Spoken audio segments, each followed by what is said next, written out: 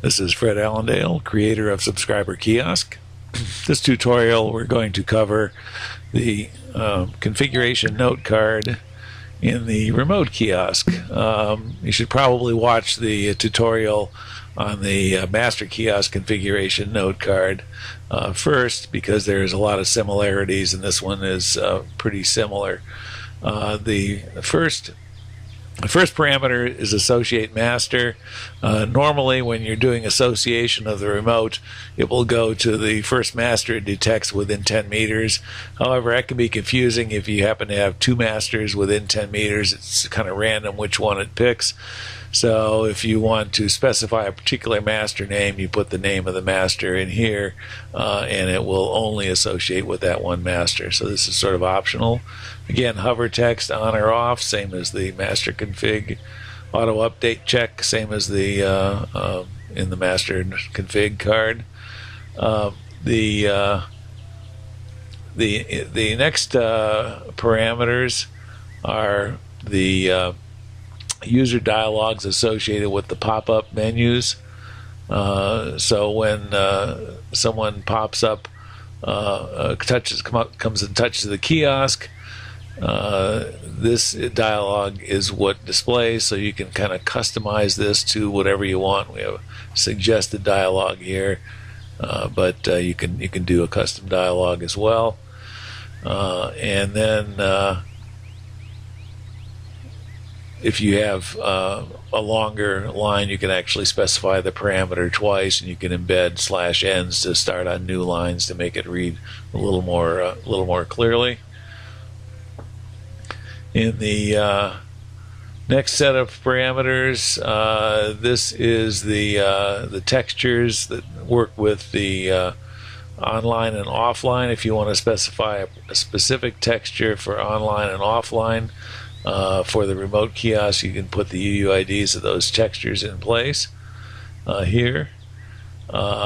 If you want to get the texture from the master kiosk, then you would leave these blank and set up an apply texture to parameter, and when that parameter is uncommented, then it will apply the textures pushed from the master kiosk to your remote kiosk instead of having a fixed set of textures here. If you leave all of these blank and this all commented out, then you can just apply a fixed texture to the remote kiosk. But it's convenient to be able to have textures pushed out to the remote. And depending on the style of kiosk you have, the face number and the link number might be different, so I've got them predetermined here for the three different styles of kiosks.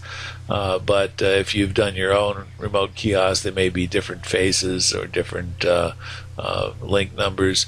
So you can use the utility script find face finder or find face. I can't remember what it's called, but something like that, to let you identify the face numbers to put in here to apply those push textures to. If you want to send out a message, an IM, basically when the remote kiosk either goes online or offline to yourself or to somebody else, you can specify an IM address, which is basically the name of the the UUID or the key of the avatar. Or if you put the word owner in here without the quotes, it will send the IM to you, the owner. And then the same thing in the case of an email. If you want to get an email when the kiosk goes offline or online, you can get alerted with whatever email address you specify. If there is a sysbox associated with the master kiosk, you can also associate it with a remote kiosk, but they must be in the same region. That's the limitation on associating a remote kiosk with a sysbox. And then their sensor function works exactly the same as in the master kiosk.